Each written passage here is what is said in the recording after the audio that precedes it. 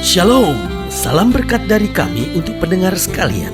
Saat ini pendengar akan diberkati dengan program Hari Ini Harinya Tuhan bagian yang ke-8. Sebuah program rohani tentang doktrin Alkitab yang menolong kita untuk semakin tertanam dalam kebenaran firman dan bertumbuh dalam kemuliaan. Bersama hambanya, Pendeta Gilbert Lumwendong, STH. Banyak orang merasa doktrin Alkitab sebagai sesuatu yang membingungkan. Tetapi tahukah saudara bahwa doktrin Alkitab intinya adalah memahami Alkitab dengan benar, dengan pemahaman yang sistematis, sehingga kita terus dapat tertanam di dalam kebenaran firman, sehingga kita terus bertumbuh di dalam kemuliaan Allah. Buka hati saudara sekalian untuk menerima berkat-berkat firman-Nya hari ini. Salah satu persyaratan mutlak untuk hidup diberkati dan penuh dengan mujizat adalah ketaatan. Banyak orang pikir, loh saya kan sudah berdoa, saya kan sudah ke gereja, saya kan sudah melayani Tuhan, saya kan sudah melakukan kegiatan-kegiatan agamawi dalam hidup saya. Betul, tetapi pertanyaannya, sudahkah kita taat? Karena Allah kita adalah Allah yang tidak setengah-setengah. Allah bukan cuma kagum melihat kita ke gereja, Allah bukan cuma kagum melihat kita melakukan kegiatan rohani, sama sekali tidak. Karena di hadapan Tuhan, ketaatan adalah keharusan. Artinya apa? Kalau kita main-main dengan Tuhan, kita menghina Tuhan. Tahukah saudara, dalam kitab Yesaya, Tuhan tegur umat Tuhan sambil berkata, jangan lagi kamu mempersembahkan korban, sebab korban-korbanmu memuakkan aku. Pertanyaannya, kenapa begitu? Karena Tuhan mau tegaskan, kamu memang masih melakukan ibadah, kamu memang masih mempersembahkan korban, tetapi hidupmu tidak taat, hidupmu tidak berjalan dalam perintah-perintahku. Semua korban-korbanmu memuakkan aku. Berarti dari sini kita dapat pelajari bahwa Tuhan itu menekankan ketaatan lebih daripada segala korban dan pelayanan kita. Artinya Tuhan mulai dengan ketaatan dulu, dan karena taat kita melayani Tuhan. Jangan melayani Tuhan lalu ketaatan sebagai nomor 2. Tidak, ketaatan nomor 1. Dan kenapa kita melayani? Karena taat. Kenapa kita lakukan kegiatan-kegiatan rohani? Karena kita taat. Kenapa kita mau tolong orang? Karena kita tahu itu perintah Tuhan. Dan Alkitab janji untuk itu. Kalau kamu tidak miring ke kiri maupun miring ke kanan, diberkati langkah kamu. Kamu tidak akan turun tapi diangkat naik. Tidak menjadi ekor, dipimpin menjadi kepala. Haleluya. Jadi jelas salah satu persyaratan mutlak untuk hidup diberkati dan penuh mujizat adalah ketaatan. Lalu kalau kita tanya, kenapa ketaatan menjadi syarat mutlak? Yang pertama saya pelajari, karena ketaatan menyenangkan Tuhan. Tahukah saudara, Tuhan senang melihat orang-orang yang taat. Karena taat berarti menghargai Tuhan. Taat berarti menyadari betul segala kasih karunia Tuhan, sehingga kita mau membalasnya dengan menyenangkan hati Tuhan. Pelajari dalam Alkitab, orang-orang yang Tuhan pakai bukan orang yang sempurna, tetapi orang-orang yang Tuhan pakai adalah orang-orang yang mau taat, orang-orang yang belajar dalam ketaatan, dan orang-orang yang senantiasa hidupnya di dalam ketaatan. Lihat bagaimana Daniel menghadapi pergumulan. Dia berdoa tetap kepada Tuhan, walaupun tidak boleh berdoa, dia tetap hidup dalam ketaatan.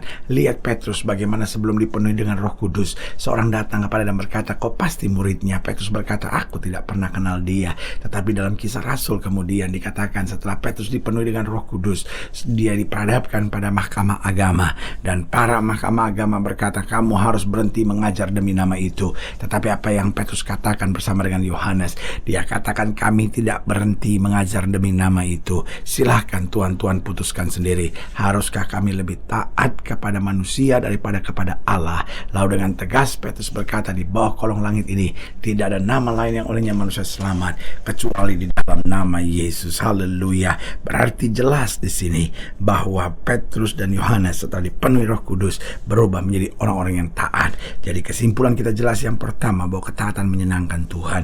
Yang kedua, karena ketaatan menjauhkan kita dari jebakan-jebakan iblis. Tahukah saudara, bahkan iblis menyamar sebagai malaikat terang. Tetapi yang perlu kita mengerti di tempat ini, meskipun iblis mendatangkan berbagai jebakan-jebakannya, tetapi kalau kita sebagai orang percaya hidup dalam ketaatan, maka kita lepas dari segala jebakan iblis. Itu sebabnya Tuhan mau kita taat, tidak miring ke kiri maupun miring ke kanan. Karena iblis kalau tidak bisa memisahkan kita dari kasih Tuhan, dia cuma buat kita miring sedikit. Betul, awalnya miring sedikit dari jalan Tuhan, tetapi kalau kita tarik garis terus, lama-lama kita terpisah sama sekali. Kata sebagai hamba Allah, saya mau ingatkan, taat itu harus mutlak, taat itu harus detail, taat itu harus sesuai dengan apa yang Tuhan mau, supaya kita tidak dimiringkan ke kiri, miringkan ke kanan, dan akhirnya dipisahkan dari kasih Tuhan. Yang ketiga saya pelajari, kalau kita bicara tentang ketaatan, mengapa ketaatan adalah syarat mutlak?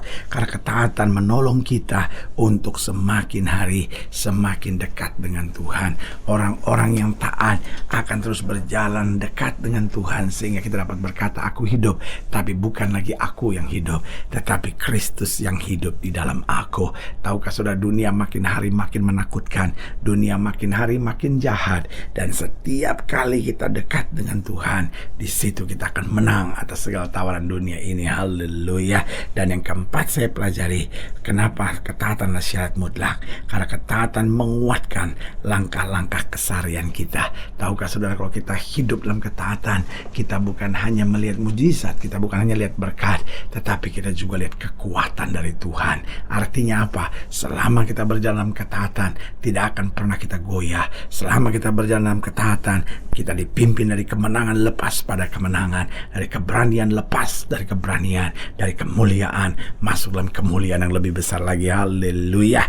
Nah, saudara yang kasih dalam Tuhan, selamat datang dalam program kita hari ini, Harinya Tuhan, sebuah program rohani yang kembali mengingatkan kepada kita betapa pentingnya kita menjadikan firman Tuhan sebagai dasar keseharian hidup kita. Karena selama kita jadikan firman Tuhan sebagai dasar keseharian hidup kita, langkah-langkah ke depan kita penuh dengan kepastian, kemenangan, berkat, mujizat, dan perkara-perkara besar. Haleluya. Dan dalam program ini kita memang sedang membahas tentang ketaatan. Karena saya sebut ketaatan adalah salah satu persyaratan mutlak untuk menerima kehidupan yang diberkati dan penuh mujizat.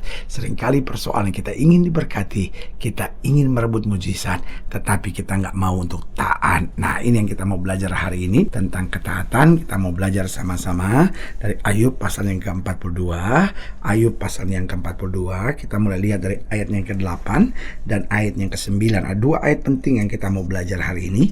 Ayub pasal 42 ayat 8 sampai 9. Dikatakan demikian. Ayat yang ke-8, oleh sebab itu ambillah 7 ekor lembu jantan dan 7 ekor domba jantan, dan pergilah kepada hambaku Ayub, lalu persembahkanlah semuanya itu sebagai korban bakaran untuk dirimu. Dan baiklah hambaku Ayub meminta doa untuk kamu, karena hanya permintaannya lah yang akan kuterima. Wah, luar biasa. Tuhan ini Allah yang tajam sekali, Allahnya jelas sekali, Allahnya lurus sekali menjelaskan. Karena kamu bersalah, kamu yang harus datang pada Ayub, bereskan semuanya, baru kalau Ayub memberi pengampunan kepadamu, maka kamu akan diberkati. Supaya aku tidak melakukan aniaya terhadap kamu, sebab kamu tidak berkata benar tentang aku seperti hambaku Ayub.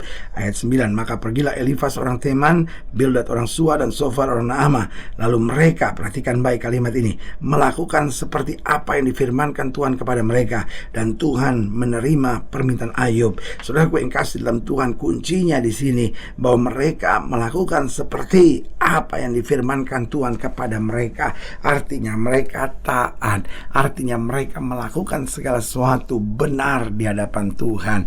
Nah, saudara yang kasih dalam Tuhan, persoalannya ada banyak orang seringkali ingin taat tetapi tidak taat. Nah, apa sebetulnya yang diperlukan dalam sebuah ketaatan? Yang pertama, ketaatan memerlukan keberanian.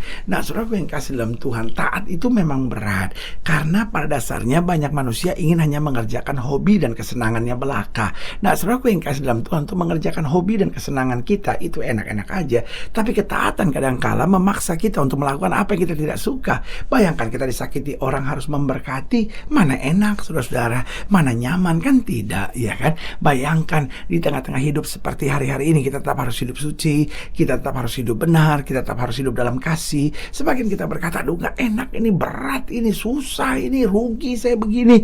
Tetapi saudara yang kasih dalam Tuhan, di sini yang saya sebut ketaatan memerlukan keberanian. Sehingga walaupun gak menyenangkan, walaupun gak enak, walaupun mungkin dalam situasi yang buat kita tidak menguntungkan, tapi saya harus tetap berani mengerjakan ketaatan. Kenapa? Karena saya tahu saya mengerjakannya bukan untuk manusia, saya mengerjakannya untuk Allah. Dan karena itu Allah juga akan membela saya dan menyempurnakan segalanya. Apa yang diperlukan dalam ketaatan? Yang pertama, keberanian.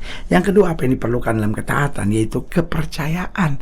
Kita harus pertama percaya kepada Tuhan, dan yang kedua kita harus percaya bahwa janjinya ya dan amin amin dalam hidup kita. Kita percaya pada Tuhan, yaitu kita percaya bahwa Dia tidak pernah mengecewakan kita, bahwa Dia Allah yang mampu lakukan segala perkara. Tapi kita juga harus percaya akan janjinya ya dan amin, sehingga kita tahu bahwa kita mampu, bukan karena kita hebat, tapi kita mampu karena Yesus yang menolong kita, karena Yesus yang menguatkan kita, karena Yesus yang senantiasa buka jalan buat kita. Tanpa kepercayaan, ketaatan hanyalah sebuah kenekatan belaka. Tetapi justru dengan kepercayaan, ketaatan menjadi satu kesenangan yang luar biasa. Jadi ingat, ketaatan yang pertama memerlukan keberanian. Yang kedua, ketaatan membutuhkan kepercayaan.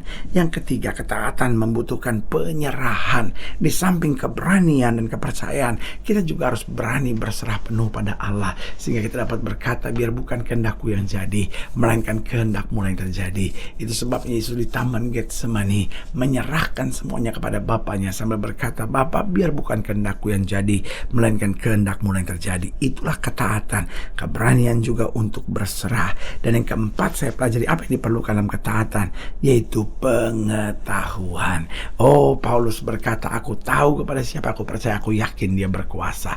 Kalau kita tahu, kita punya keyakinan. Kalau kita tahu, kita akan berjalan ketaatan. Kalau kita tahu, kita akan hidup di dalam anugerahnya yang sempurna. Karena itu, mari gali firman Tuhan, mari ada dalam ibadah, mari renungkan firman Tuhan, sehingga pengetahuan kita tentang Kristus makin bertumbuh, sehingga akhirnya ketaatan kita makin sungguh-sungguh. Haleluya. Saudara yang kasih dalam Tuhan, jika sebagian lainnya lebih jauh, hubungi kami melalui telepon, hubungi kami melalui surat, kunjungi website kami, karena kami ada untuk membawa Bapak Ibu Saudara senantiasa lebih dekat pada Tuhan dan mengalami kasih kuasa mujizat yang luar biasa. Haleluya. Secara khusus melalui program ini juga saya mau berdoa buat siap sedang sakit, siap sedang berbeban berat, karena saya percaya bahwa bagi Allah tidak ada perkara yang mustahil. Nah, saudara-saudara yang ingin didoakan secara khusus, boleh taruh tangan kanan saudara di dada dan kita akan berdoa. Mari kita berdoa. Bapa, dalam nama Yesus, hamba doa buat yang sakit, hamba doa buat yang berbeban berat, hamba doa untuk setiap mereka yang sedang menghadapi masa-masa yang sukar, karena hamba percaya bahwa bagi Allah tidak ada perkara yang mustahil. Bapa, hamba berdoa di dalam nama Yesus, Tuhan jamah yang sakit, Tuhan sembuhkan, yang lemah Tuhan kuatkan, yang susah Tuhan liburkan, yang jatuh Tuhan angkat, sehingga hari-hari yang penuh kemenangan boleh berlaku. Secara khusus hamba juga berdoa buat setiap mereka yang taruh tangan kanannya di dada, mungkin selama ini kami kurang taat atau bahkan tidak taat. Hamba berdoa di dalam nama Yesus, beri kami keberanian, kepercayaan, penyerahan, bahkan pengetahuan tentang Kristus, sehingga kami makin hari makin taat, makin berjalan menyenangkan hati Tuhan. Di dalam nama Yesus kami berdoa. Haleluya. Amin. Saudaraku yang kasih dalam Tuhan, kita sudah berdoa. Ingat, Allah tidak pernah lalai menepati janjinya. Ini saatnya buat kita untuk bangkit, bersemangat, bersuka cita dalam menghadapi segala perkara. Karena kita tahu Yesus hidup, Yesus berkuasa, dan selalu menyediakan yang terbaik buat anak-anaknya. Doa saya menyertai saudara. Sampai berjumpa pada program berikut. Dan jangan lupa, jadikan hari ini harinya Tuhan. Haleluya.